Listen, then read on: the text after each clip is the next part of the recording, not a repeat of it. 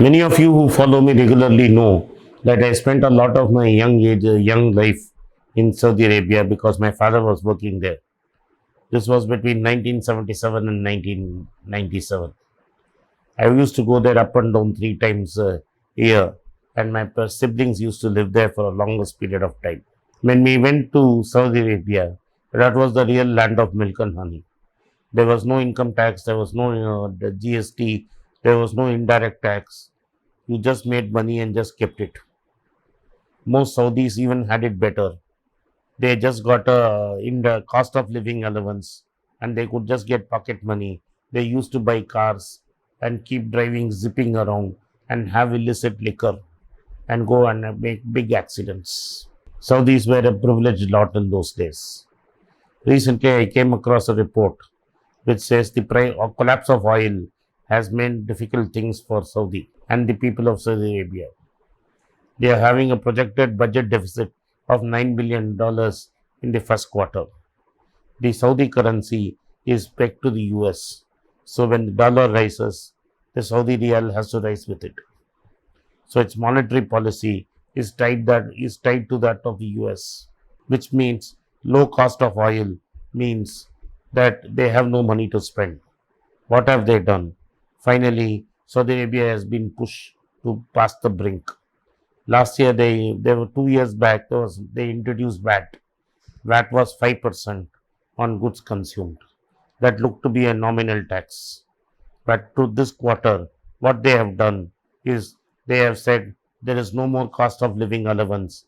The king cannot pay the allowance for the youth, and he has also increased the VAT three times. That is, their GST is now at 15%, as good as India's. This means Saudis are going to have a lot less money. This will have repercussions for India also, which means Indians are going to lose pay 15% for their goods and services. This means more Saudis would like to do the works that Indians are doing, and more Indians will come back home, especially those who are not in skilled jobs. This means a lot of high paying Indians will come looking for jobs in India. This is going to affect Konkan and Kerala maximum, but is also a grave problem for India because India's forex has been supported by remittances. Last year, India's remittances into India was $82 billion. This has kept our forex reserves very high at $470 billion. We can expect a dramatic fall in the amount of remittances coming from Western Asia. The Gulf jobs, which were once the prized possession and Gulf bridegrooms were in great demand, will soon be a thing of past.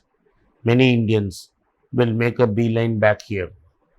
More tragic is the case of Indians who have set up business in the Gulf. They will find going very tough because the contract with the Saudis is they make a share of the profits, but anytime there is a loss, it's all on the Indians. Tough time for the Indians, Pakistanis, and the rest of the South Asians. It is high time that our government makes a contingency plan for those who are coming back. Thank you for watching Be Rich. At the outset, I would like to thank you for supporting us. I have a young team working behind the screens. They get highly motivated if you press the like button. Please press the like button. I hope you have done it, and I thank you from the bottom of my heart. If you like this video, kindly hit the subscribe button of my channel and turn on the bell notification. I have given you a WhatsApp number.